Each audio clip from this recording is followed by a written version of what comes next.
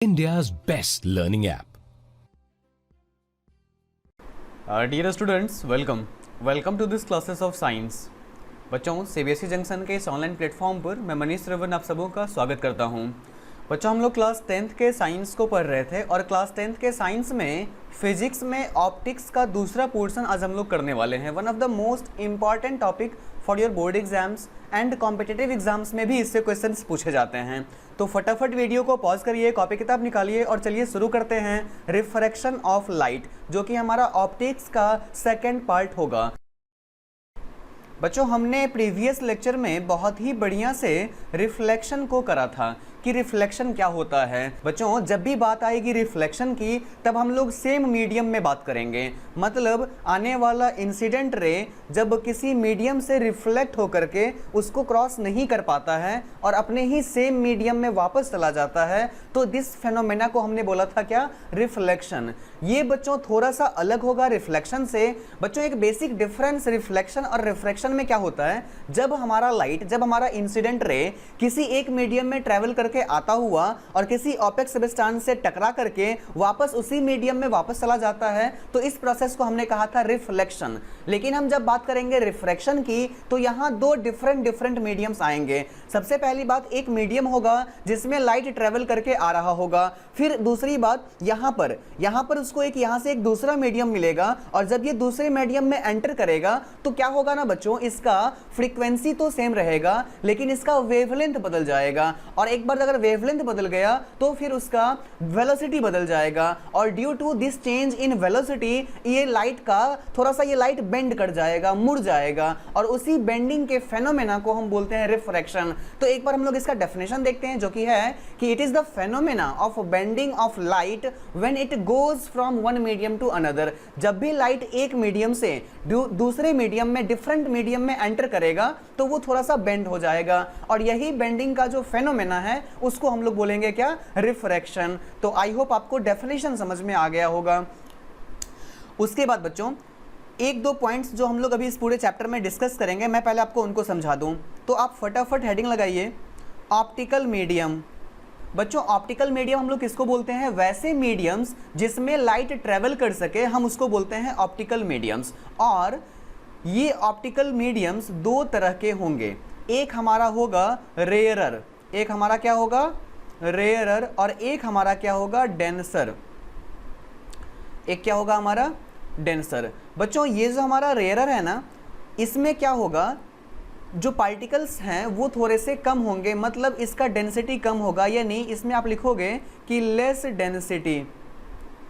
उसके बाद जब हम बात करेंगे डेंसर का तो यहां बच्चों क्या होगा? मोर डेंसिटी। इसका जो डेंसिटी है वो थोड़ा सा ज्यादा होगा रिस्पेक्टिवली किससे? रेयरर से।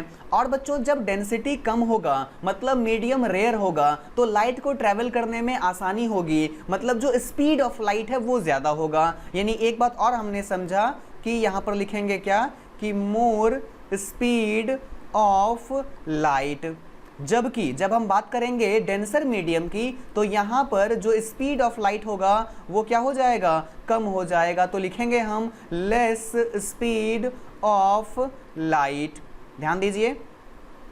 तो बच्चों, हमने देखा कि ऑप्टिकली अगर हम बात करें तो हमारे पास दो तरह के मीडियम्स होते हैं, एक रेयरर और एक डेंसर। जब हम बात करेंगे कि वैसे मीडियम की जिसमें डेंसिटी कम होती है हम उसको रेयरर बोलते हैं और लाइट उसमें ईजिली बहुत स्पीड से ट्रेवल कर सकता है। जब डेंसर की बात आती है तो वहाँ पर जो डेंसिटी होता है उस पर्टिकुलर मीडियम का वो ज़्यादा होता है, जिस कारण से लाइट को ट्रैवल करने में बहुत ज़्यादा परेशानी होती है।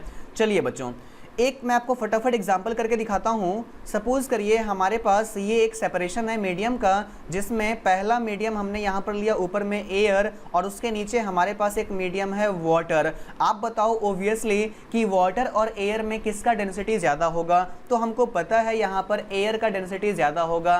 दैट मीन्स कि हमारा यहाँ पर जो एयर है वो क्या हो जाएगा? वो रेयरर हो जाएगा। क्या हो जाएगा? वो रेयरर। जबकि हम बात करेंगे वाटर की तो ये क्या हो जाएगा? ये डेंसर हो जाएगा।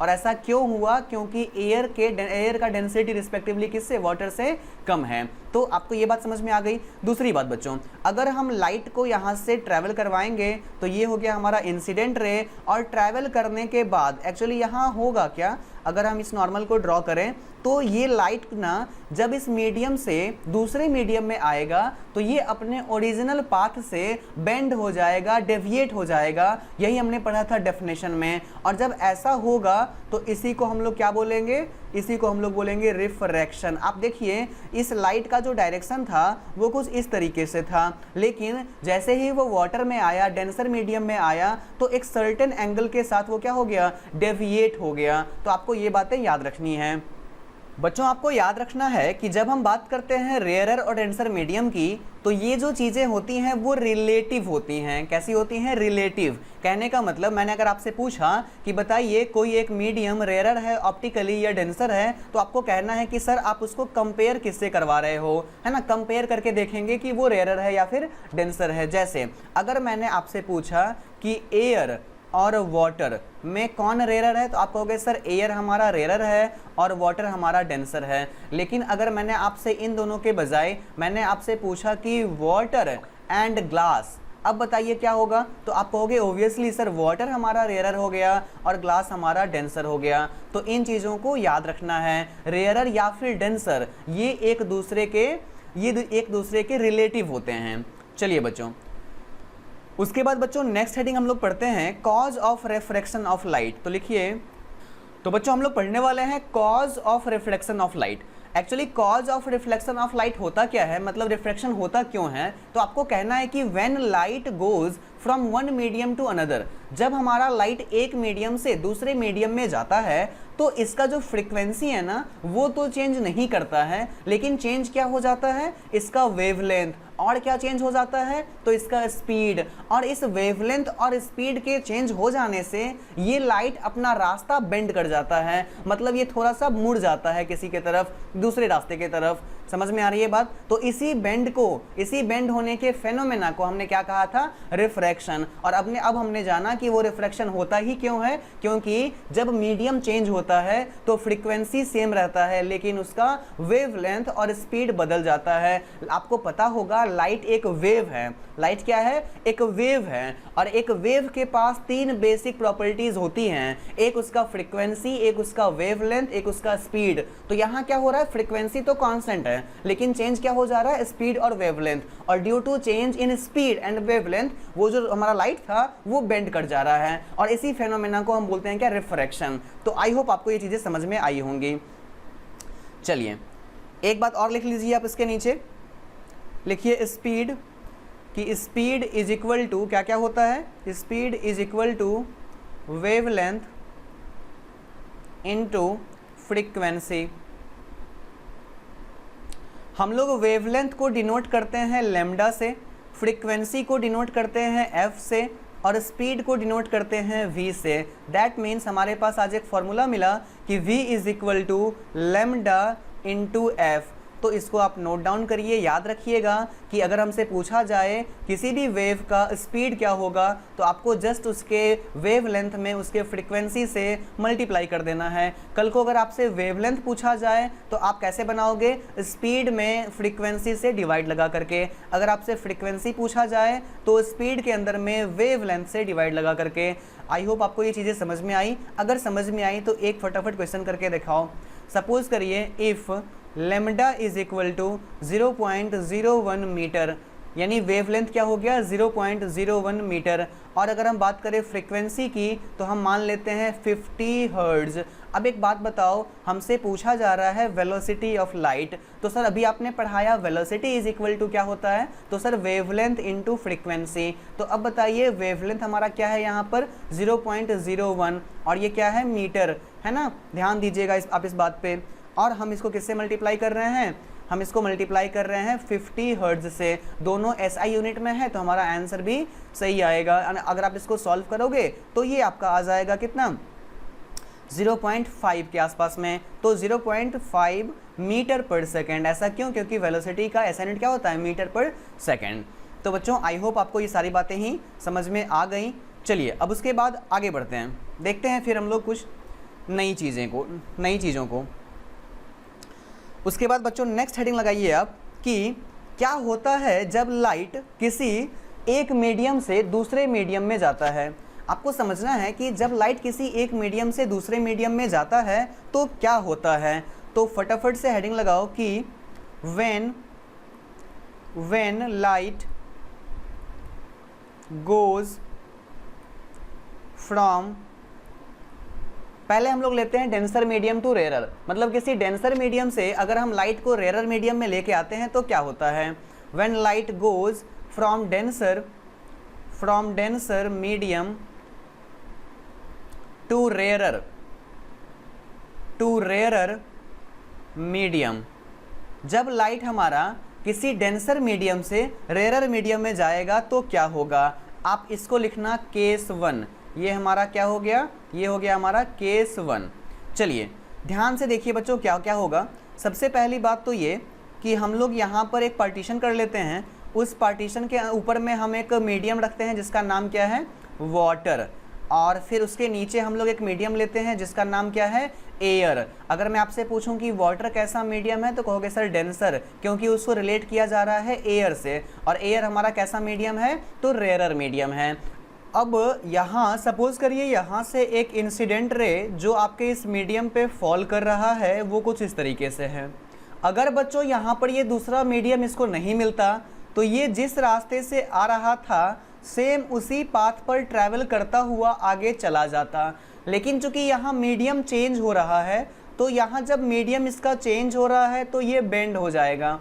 और इस केस में क्या होगा, थोड़ा सा आप ध्यान दीजिएगा बच्चों, यहाँ जो ये बेंड होगा ना वो नॉर्मल से दूर जाएगा। जब भी डेंसर से रेयरर के तरफ हम लोग लाइट को भेजेंगे तो वो बेंड होने के बाद नॉर्मल से कैसा चला जाएगा, दूर चला जाएगा। इस बात को आप याद रखिएगा।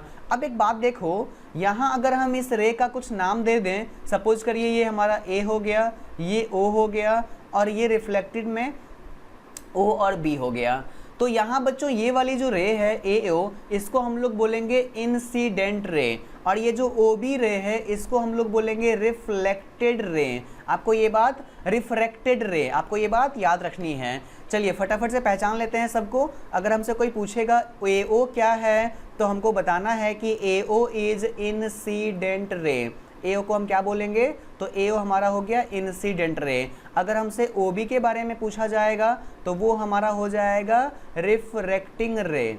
क्या हो जाएगा, रिफ्रैक्टिंग रे। अगर हम आपसे पूछें कि इसमें एंगल ऑफ इंसिडेंस कहाँ है तो कहोगे कि सर एंगल ऑफ इंसिडेंस होता है नॉर्मल और इंसिडेंट रे के बीच में। मतलब यहाँ जो ये वाला एंगल है जिसको मैं यहाँ पर अभी कलर कर रहा हूँ, देखो आप ध्यान से, ये वाला जो एंगल है यही एंगल क्या कहलाएगा आपको, एंगल ऑफ इंसिडेंस, यानी एंगल आई। जब हम बात करेंगे एंगल ऑफ रिफ्लेक्शन की तो देखिए नॉर्मल के साथ में रिफ्लेक्टेड रे का जो एंगल होगा वही हमारा क्या कहलाएगा, एंगल ऑफ रिफ्लेक्शन। ध्यान दीजिए यहाँ पर मैंने इसको कलर किया, यही हमारा क्या हो गया, एंगल ऑफ रिफ्लेक्शन, मतलब एंगल आर। और आप ओब्वियसली यहाँ पर देख रहे होंगे क्या कि यहाँ पर एंगल आर जो हमारा है वो बड़ा है एंगल आई से। मतलब हम याद रखेंगे कि जब भी हमारा लाइट डेंसर मीडियम से रेयरर मीडियम में जाएगा तो वहाँ एक बात कंफर्म होगी, और वो ये होगी कि एंगल रिफ्लेक्टेड जो बनेगा वो ज़्यादा बनेगा इंसिडेंट एंगल से। यानी आई का मतलब क्या हो गया, तो एंगल ऑफ इंसिडेंस।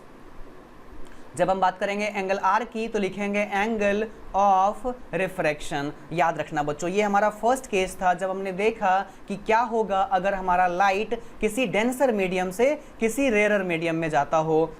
फ्रॉम, हमने पिछले वाले में डेंसर से रेयरर में भेजा था, अभी हम लोग क्या करेंगे, from rarer medium to denser. इस बार ही हम लोग क्या कर रहे हैं, हम लोग लाइट को भेज रहे हैं किसी रेयरर मीडियम से होकर के डेंसर मीडियम में। तो सपोज करिए इस बार हमने ऊपर में ले लिया एयर और हमने नीचे में लिया वाटर, बीच में हमने करा पार्टीशन। ऊपर का जो मीडियम है वो एयर का है, मतलब रेयरर है, नीचे वाला मीडियम हमारा रिस्पेक्टिवली डेंसर है। क्या होगा, सपोज करिए ये हमारे लाइट को हमने फॉल करवाया इस तरीके से, यहाँ जो हम नॉर्मल बनाएंगे कुछ इस तरीके से ड्रॉ कर लेंगे। अब देखो बच्चों क्या होगा, यहाँ इस लाइट को इस रास्ते में चला जाना चाहिए था जिस रास्ते से वो आया था, लेकिन एक्चुअली होगा क्या ना कि जब इसको दूसरा मीडियम मिलेगा जो रिस्पेक्टिवली इससे डेंसर होगा तो ये अपने नॉर्मल के तरफ बेंड होना शुरू हो जाएगा, यानी कुछ इस तरीके से। एंगल ऑफ इंसिडेंस की बात करेंगे तो ये हमारा ये हो जाएगा, आपने देखा ये है हमारा एंगल आई। और जब हम एंगल आर की बात करेंगे वो और छोटा होगा, यहाँ ध्यान दो, नॉर्मल और रिफ्लेक्टेड रे के बीच का एंगल, तो ये एंगल तो और छोटा हो गया ना, यानी यही है हमारा क्या, एंगल आर। तो अगर कभी रेयरर मीडियम से डेंसर मीडियम में लाइट को भेजा जाएगा, मतलब एयर से वाटर में भेजा जाएगा, वाटर से ग्लास में भेजा जाएगा, रिलेटिवली अगर हम रेयरर से डेंसर मीडियम में लाइट को भेजेंगे तो ये नॉर्मल के टुवर्ड्स बेंड होगा। क्या हो जाएगा, ये नॉर्मल के टुवर्ड्स बेंड होगा। तो आप लिखिएगा कि when light goes from rarer medium to denser, लिखोगे it bends, क्या लिखोगे, it bends towards normal, ये नॉर्मल के टुवर्ड्स क्या हो जाएगा, बेंड हो जाएगा।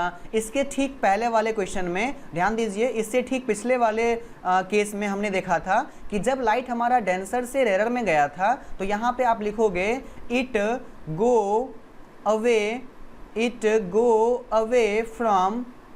go away from normal. इस वाले केस में ये नॉर्मल से दूर जा रहा था जब हम इसको डेंसर से रेरर में भेज रहे थे, लेकिन जब हमने देखा कि क्या होगा अगर रेरर से डेंसर में भेजा जाए तो वो नॉर्मल के टुवर्ड्स बेंड होगा, और यानी यहाँ पर हमारा एंगल आई बड़ा होगा एंगल आर से। वेरी इंपॉर्टेंट, आप इस चीज़ों को याद रखिए बहुत बढ़िया से, आगे आपको बहुत ज़्यादा हेल्प करेगा।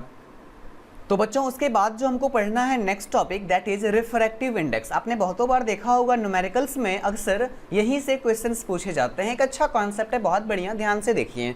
हम लोग पढ़ने वाले हैं बच्चों रिफ्रैक्टिव इंडेक्स, हेडिंग लगाओ रिफ्रैक्टिव इंडेक्स। अब ध्यान से सुनिए रिफ्रैक्टिव इंडेक्स होता क्या है। बेसिकली जब हम बात करते हैं रिफ्रैक्शन की तो हम देखते हैं कि लाइट जब किसी एक मीडियम से दूसरे मीडियम में जाता है तो वो बेंड होता है। एक्चुअल में वो कितना बेंड हो रहा है उसके अमाउंट को मेजर करने के लिए हम पढ़ते हैं रिफ्रैक्टिव इंडेक्स को।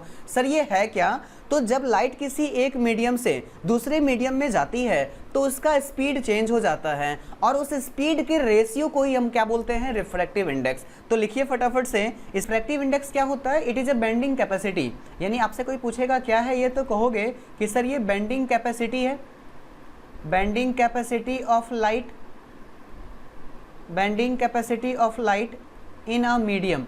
किसी भी मीडियम में कोई लाइट कितना बेंड करता है वो उसका रिफ्रैक्टिव इंडेक्स बताता है। दूसरी बात, इसको हम लोग डिनोट करते हैं, डिनोटेड बाय म्यू, इसको हम लोग इससे डिनोट करते हैं या फिर किसी बुक में आपको ये एन से डिनोट किया हुआ मिलेगा। तीसरी बात, इसके पास कोई यूनिट्स नहीं होता है क्योंकि ये क्या है, एक प्योर नंबर मिलता है हमको। क्यों ऐसा, क्योंकि ये रेशियो है दो सेम फिजिकल क्वांटिटीज़ का, वेलोसिटीज़ का, याद रखिएगा।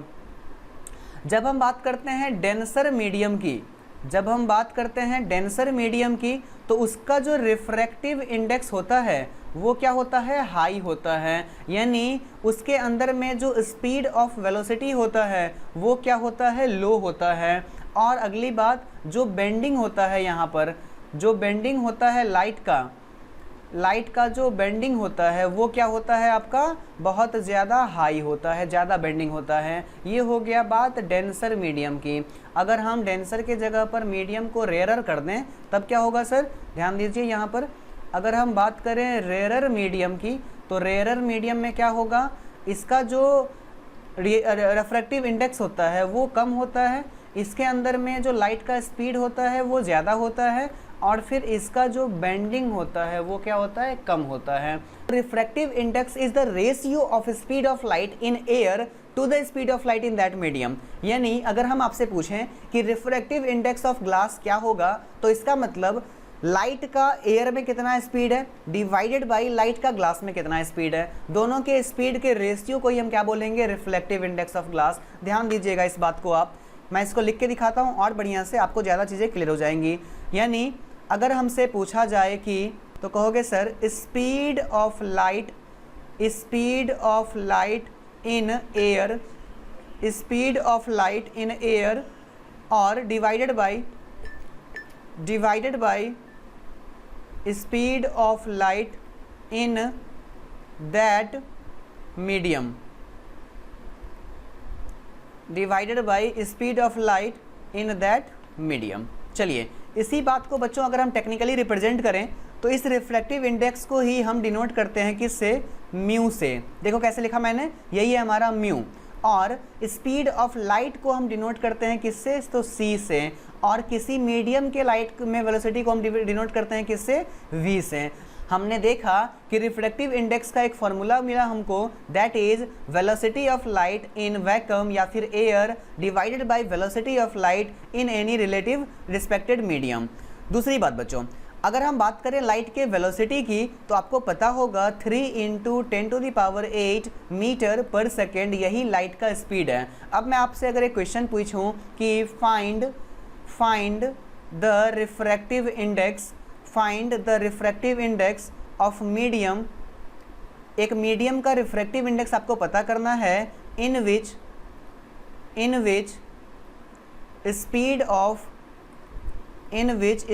Of light is 2 × 10⁸ metre per second. मतलब हमसे पूछा जा रहा है रिफ्रैक्टिव इंडेक्स, और रिफ्रैक्टिव इंडेक्स बनाने के लिए निकालने के लिए हमारे पास फॉर्मूला होता है C/V। आपको बच्चों C गिवन नहीं रहेगा, वो आपको याद रखना है कि लाइट ऑफ वेलोसिटी कितना होता है, तो 1.3 × 10⁸ मीटर पर सेकेंड। जबकि अगर हम बात करें अभी इस गिवन मीडियम में तो उसमें लाइट का स्पीड कितना है, 2 × 10⁸ मीटर पर सेकेंड। बच्चों ये दोनों कैंसिल हो जाएगा और जब आप 3 को 2 से डिवाइड लगाओगे तो आएगा 1.5, और यहाँ पर ये मीटर पर सेकेंड भी मीटर पर सेकेंड से कैंसिल हो जाएगा। इसीलिए बहुत इंपॉर्टेंट चीज़ आप याद रखिएगा कि रिफ्रैक्टिव इंडेक्स एक न्यूमेरिकल वैल्यू होता है, न्यूमेरिकल डेटा होता है, क्योंकि यहाँ पर उसके यूनिट्स कैंसिल आउट हो जाते हैं। यानी यहाँ पर इस गिवन मीडियम का रिफ्रैक्टिव इंडेक्स क्या हो गया, 1.5 हो गया। जब हम लोग बात करते हैं रिफ्रैक्टिव इंडेक्स की तो उसको हम लोग ऐसे डिनोट करते हैं म्यू से। और किसी भी चीज़ का रिफ्रैक्टिव इंडेक्स निकालने का मतलब हुआ कि हम उसको कंपेयर कर रहे हैं किससे, वैक्यूम से। यानी speed of light in vacuum divided by speed of light in any medium is known as refractive index. ध्यान दीजिए, अगर यहाँ से मुझे स्पीड ऑफ एनी मीडियम पूछा जाए उसका रिफ्रैक्टिव इंडेक्स दे करके तो हम ये भी निकाल सकते हैं। मतलब speed of light in any medium is equal to speed of light in vacuum divided by its refractive index. बहुत बढ़िया, आप इसको भी नोट डाउन कर लीजिए।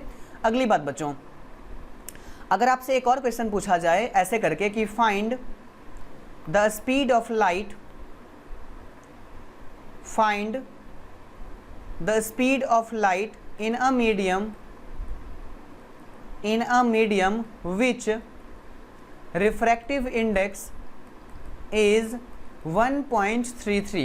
बच्चों रिफ्रैक्टिव इंडेक्स अगर 1.33 है तो आपको बताना है कि इसका वेलोसिटी ऑफ लाइट इसके अंदर में क्या होगा।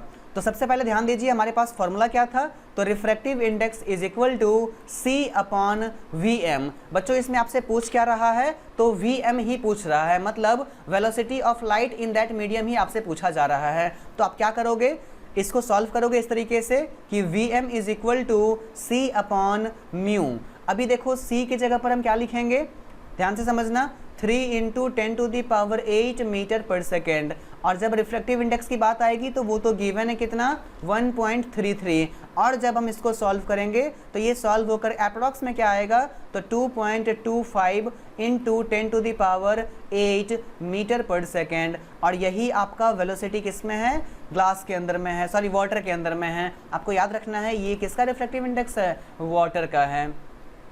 चलिए उसके बाद देखते हैं बच्चों, रिफ्रैक्टिव इंडेक्स को निकालने का एक और तरीका हो सकता है अगर आपको उस मीडियम का डेप्थ पता हो।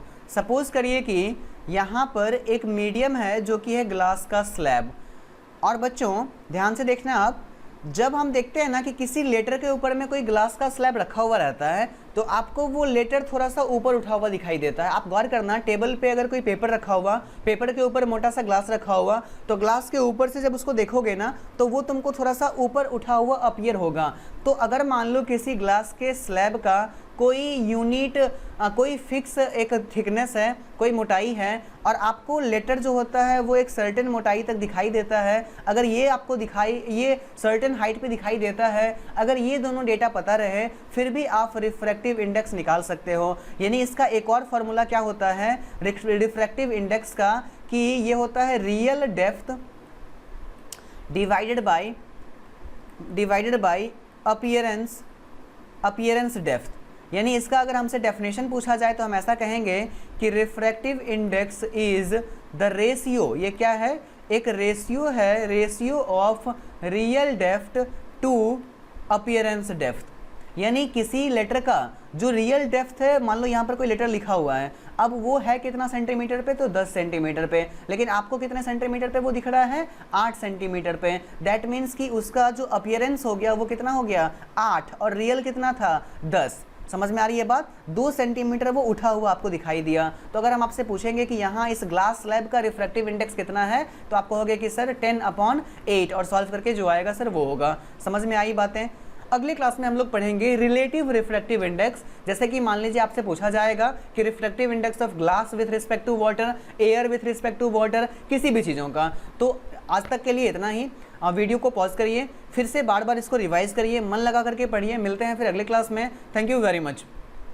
India's best learning app.